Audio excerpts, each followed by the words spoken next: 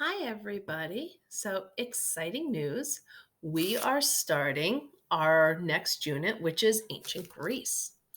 So, I know you know a lot about ancient Greece. I know you've read The Lightning Thief and you know a lot of the myths and the legends. So, we're going to take your knowledge during the course of this and we're going to build on it.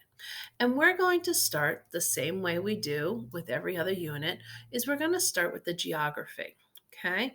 Now, they have a saying about the way that Greece was built, and this is all Greece here. And they say that when it was built, the gods picked up a handful of stones and they tossed the stones right over their shoulder, and the stones scattered, and those stones later became Greece. Greece is made up of two different types of landforms, and they are peninsulas and islands. A peninsula is a body of land that is surrounded by water on three sides, but it's still connected to a larger body of land. An island is surrounded by water completely on all four sides. So, again, a peninsula is surrounded by water on three sides, and an island is surrounded by water on four sides. So, I want to point out some of the major geographical places.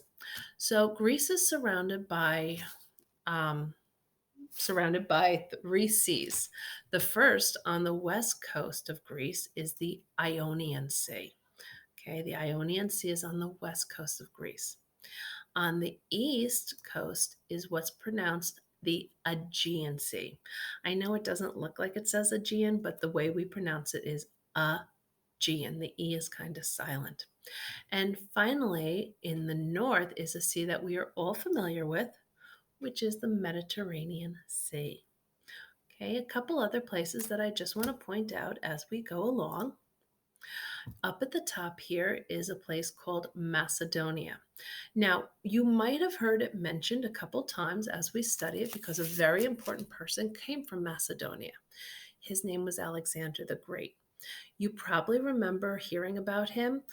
He was the one who went into Egypt and he conquered Egypt and he left his general behind, the general by the name of Ptolemy, which then generations later, famous Ptolemy that ended the entire ancient Egypt was Cleopatra. So that is Alexander. He is from Macedonia, which is right up there in the north. Over here is Persia, and down here, Ionia. Now, down here, this island nation is the island nation of Crete. And we're going to learn more about that. But I know you know something about Crete because a monster is from there. If you remember the stories of the Minotaur was from the island of Crete. And there actually have been labyrinths that have been found in archaeological digs under there. So that's really kind of cool. Okay. Now, I know you can't see this right now because it's cut. There we go. So the capital of Crete is Knossos. Okay. Now, right here is the city state of Mysia. Okay.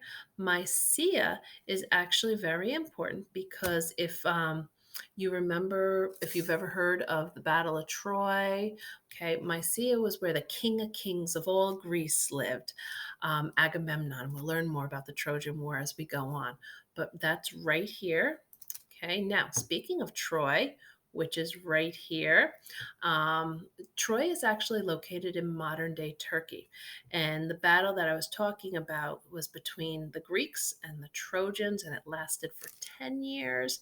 And then so heroes were lost on both sides, and I'm sure you've heard of them: Achilles and Agamemnon and Menelaus, and Helen, who was stolen from her husband by the Prince of Troy. So great story, and we'll get more into that as we go on.